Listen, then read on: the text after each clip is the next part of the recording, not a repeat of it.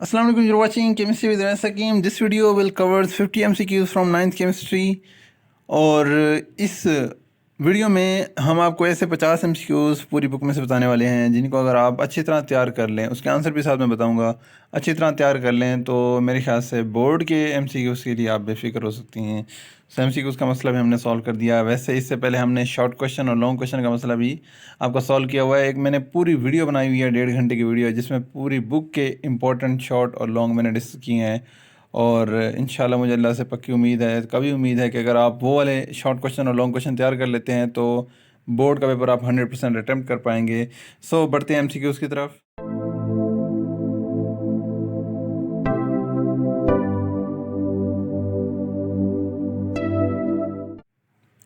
First MCQ है हमारे पास, which one of the following molecule is not triatomic. कौन सा ट्राई एटॉमिक नहीं है, कौन सा ऐसा है जिसमें 3 एटम नहीं है। सो देखें NH3 में हमारे पास 4 एटम है, तो ये ट्राई एटॉमिक नहीं है।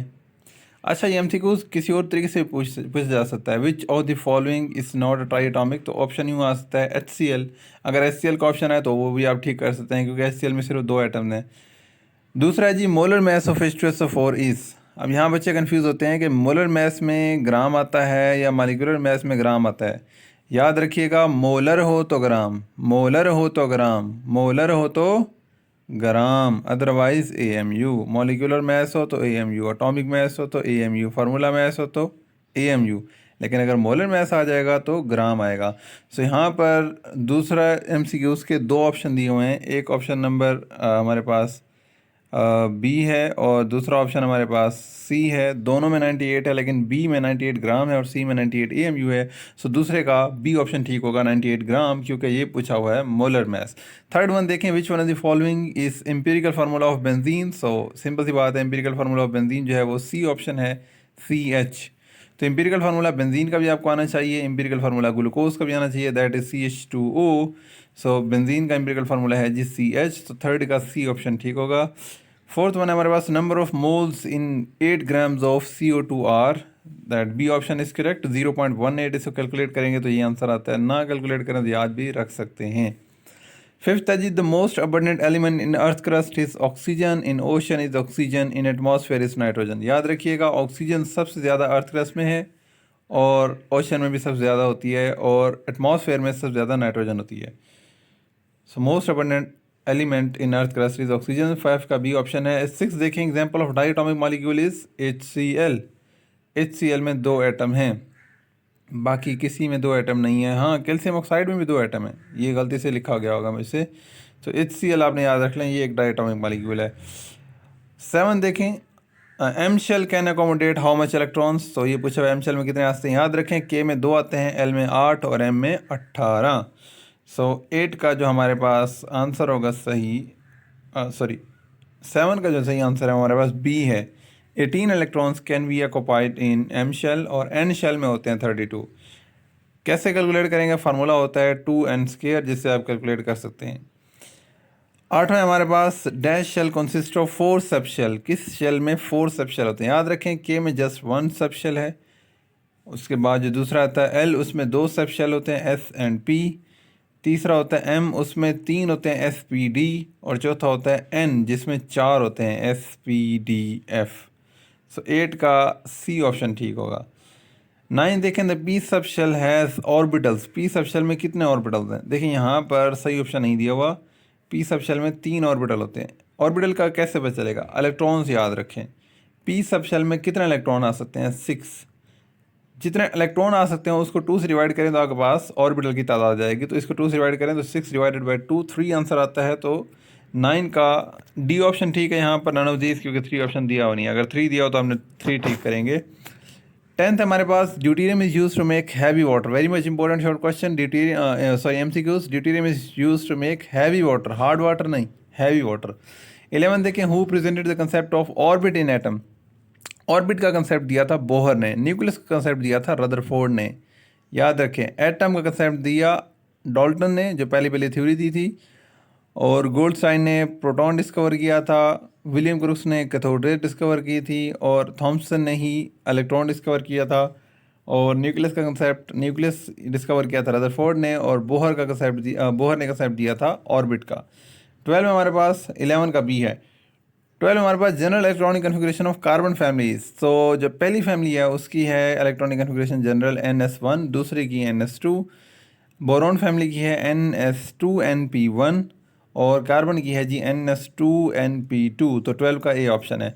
Electronegativity of fluorine is 4, very much important short question भी मैंने आपको ये दिया हुआ है, and very much important MCQs भी है ये कि इलेक्ट्रोनेगेटिविटी ऑफ फ्लोरीन की हाईएस्ट होती है और वो 4 होती है। सो यहाँ पर 13 का बी ऑप्शन है। 14 देखें, number of elements in fourth period are same as in. तो फोर्थ पीरियड में जितने होते हैं उतने ही फिफ्थ में होते हैं, और होते कितने हैं जी 18। फोर्थ में भी 18 है, फिफ्थ में भी 18 है। पहले में 2 होते हैं, दूसरे तीसरे में दोनों में अलग अलग 8-8 होते हैं, और चौथे और पाँचवें में 18-18 होते हैं, और छठे और सातवें में 32-32 हैं। सो यहाँ देखें जी 14 हो गया हमारे पास। 15 देखें, 15 में long form periodic table is based upon number of neutrons नहीं, number of proton and neutron नहीं। डी ऑप्शन है जी जी, atomic number. Long form periodic table is based upon atomic number. Atomic number को रिप्रेजेंट करते हैं जी से, Z से।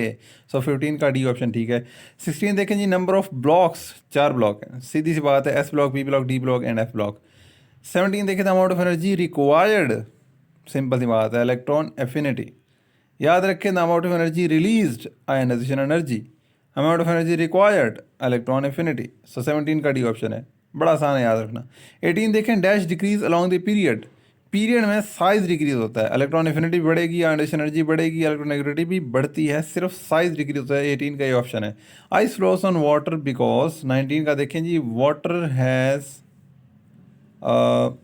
Water is denser than ice. 19 का ये ऑप्शन है। पानी में बर्फ़ इसलिए तैरती है क्योंकि पानी की डेंसिटी बर्फ़ से ज़्यादा होती है। 20 देखें जी, covalent bond involves. Covalent bond में शेयरिंग ऑफ इलेक्ट्रॉन होती है। 20 का बी ऑप्शन है। 21 देखिए, bond form between non metals. So अगर नॉन मेटल के दरमियान बन रहा है तो वो कोवलेंट होगा, अगर 2 मेटल के दरमियान बन रहा है तो वो मेटेलिक होगा, और अगर एक मेटल है और दूसरी नॉन मेटल है तो आयनिक होगा। सो 21 का जो है वो बी ऑप्शन है, C option sorry. 22, the bond form between complete transfer. Complete transfer से आयनिक बॉन्ड बनता है। The bond form between 2 atoms by complete transfer of 1 और more electron is called ionic bond. So 22 का ये option है। Dash है covalent bond. 23 में देखें तो सब में ही कोवलेंट बॉन्ड है। कोवलेंट बॉन्ड ऐसा बॉन्ड होता है दो एलिमेंट्स के दरमियान इलेक्ट्रॉन की शेयरिंग से बनते हैं। तो BF3 में भी बोरोन और फ्लोरीन इलेक्ट्रॉन शेयर कर रहे हैं, AlCl3 में भी एल्यूमिनियम और क्लोरीन इलेक्ट्रॉन शेयर कर रहे हैं, और HCl में भी हाइड्रोजन और क्लोरीन इलेक्ट्रॉन शेयर कर रहे हैं। 23 का डी ऑप्शन होगा, all of these. Triple covalent bond involves how much electron? 6 electron होते हैं। याद रखें, एक जो लाइन होती है बॉन्ड शो करने के लिए उसमें 2 इलेक्ट्रॉन होते हैं, और ट्रिपल कोवलेंट बॉन्ड में 3 लाइन होती हैं, 6 इलेक्ट्रॉन होते हैं। डबल कोवलेंट बॉन्ड में 4 होते हैं। 25 देखें, identify pair that has polar covalent bond. Polar covalent bond ऐसा बॉन्ड होता है जो 2 डिफरेंट एटम के दरमियान हो। तो ए ऑप्शन तो बिल्कुल ठीक नहीं हो सकता क्योंकि दोनों सेम एटम्स हैं। बी ऑप्शन देखें तो H2O, ऑक्सीजन और हाइड्रोजन डिफरेंट है, ये पोलर है। HCl ये भी पोलर है, तो ये ऑप्शन ठीक है। तो 25 का बी ऑप्शन है जी। 26 आते हैं, according to Boyle's law PV is equal to K। Boyle's law बताता है कि product of pressure and volume is constant, ये बॉयज़ लॉ है।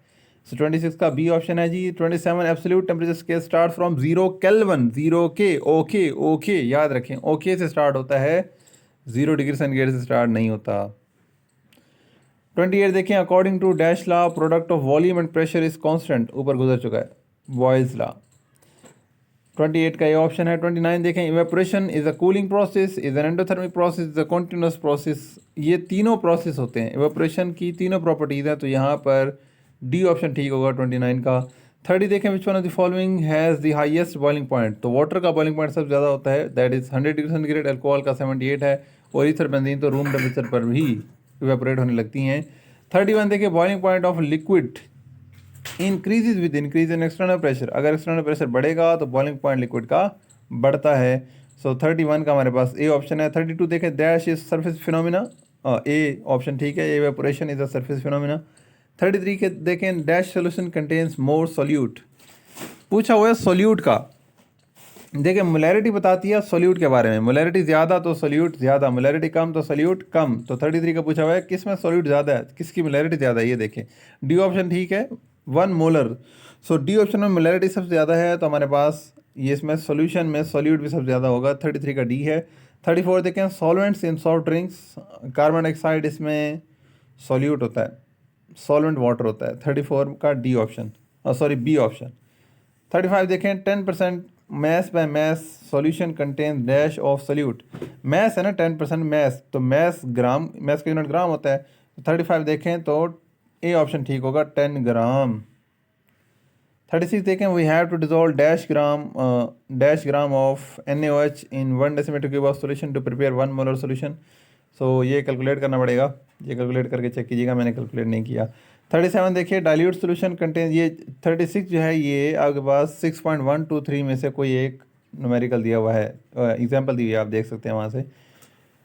हमारे पास 37 है जी dilute solution contains more amount of, dilute solution में क्या ज़्यादा होगा, डाइल्यूट में सॉल्वेंट ज़्यादा होता है, सॉल्यूट कम होता है, तो 37 का बी ऑप्शन है। 38 देखें calculate the molarity of solution, और ये कुछ वैल्यूज़ दी हुई हैं, आई थिंक इसका भी आंसर 0.25 या 0.5 बनता है, बहरहाल ये भी आपने देख लेना है, ये भी चैप्टर 6 में जो एग्जांपल दी हुई हैं उनमें से कोई एक है। 39 देखें dash is a weak electrolyte, तो कैल्शियम हाइड्रोक्साइड जो पहला ऑप्शन दिया हुआ ये वीक इलेक्ट्रोलाइट है, दूसरा यूरिया स्ट्रॉन्ग इलेक्ट्रोलाइट है, और तीसरा शुगर नॉन इलेक्ट्रोलाइट है।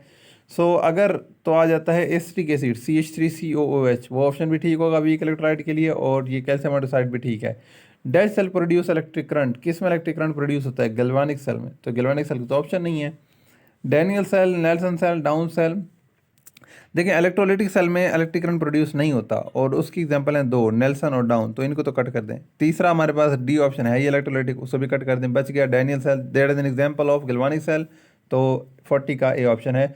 41 देखें जी, non sodium metal is produce during electrolysis of molten NaCl, अगर मोल्टन NaCl का इलेक्ट्रोलिसिस करेंगे तो सोडियम मेटल बनेगी, और अगर फ्यूज NaCl का करेंगे तब भी यही बनेगी, लेकिन अगर आप यूज़ करते हैं ब्राइन को, सोल्यूशन को यूज़ करेंगे तब सोडियम हाइड्रोक्साइड बनेगा। 42 देखें dash is necessary for rusting, air necessary होती है क्योंकि एयर में होती है ऑक्सीजन। 43 देखें 43 है जी oxidation number of oxygen in H2O2, oxygen का ऑक्सीडेशन नंबर तमाम एलिमेंट्स में -2 होता है, H2O2 में इसका -1 है, और OF2 में इसका +2 है, तो यहाँ 43 का बी ऑप्शन होगा। 44 देखें dash use as electrolyte in electroplating of silver, तो इलेक्ट्रोप्लेटिंग ऑफ सिल्वर में सिल्वर क्लोराइड का सोल्यूशन यूज़ करेंगे, यहाँ पर एक गलती है, AgCl2 नहीं आएगा, AgCl आएगा। 45 देखें oxidation number of elements in neutral state, neutral state में ऑक्सीडेशन नंबर 0 होता है, सो 45 का ए ऑप्शन होगा। 46 देखें dash provide secure setting for diamonds and other gemstones, gold नहीं है, न गोल्ड नहीं है, ये 46 का बी ऑप्शन है, प्लाटिनम सिक्योर सेटिंग प्रोवाइड करता है। Valency of chlorine is 1, very much simple, क्योंकि एक इलेक्ट्रॉन ये एक्सेप्ट करता है, एक बॉन्ड बनाता है। 48 देखें जी, dash is not affected by single acid और बेस, गोल्ड इनर्ट मेटल है, ये किसी भी सिंगल एसिड या बेस से इफेक्ट नहीं होता, एक्वारीजिया से इफेक्ट होता है, एक्वारीजिया में डिजॉल्व होता है, ये aqua regia is a mixture of HCl and HNO3, सो इसका ऑप्शन 46 का ए होगा, 48 का ही है। 49 देखें calcium is used as reducing agent to produce chromium, uranium, zirconium, all of these, तो ये कैल्शियम के यूजेस में से MCQs बनाया हुआ है, सो 49 का डी ऑप्शन है जी। आयोडीन इज 50 देखा, iodine decompose in water in dark and cold, no, ये तो फ्लोरीन डिकम्पोज होगा। ऑन हीटिंग ये ब्रोमीन होता है, ऑन सनलाइट ये होता है क्लोरीन, सो आयोडीन ब्रेक होता ही नहीं है वाटर में, सो 50 का डी ऑप्शन होगा, नन ऑफ दीज। सो ये थे 50 MCQs जो कि मैं समझता हूँ कि इस बुक में से मोस्ट इंपॉर्टेंट, अगर आप इनको कर लें तो आपके एग्जाम के 12 MCQs इंशाल्लाह हो सकते हैं।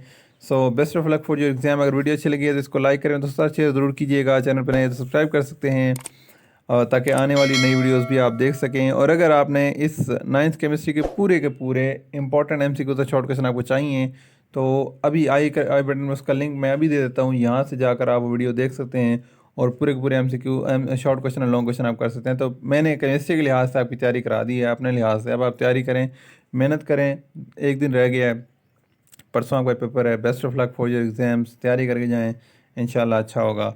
मिलते हैं नेक्स्ट वीडियो में, तब तक के लिए अल्लाह हाफिज़।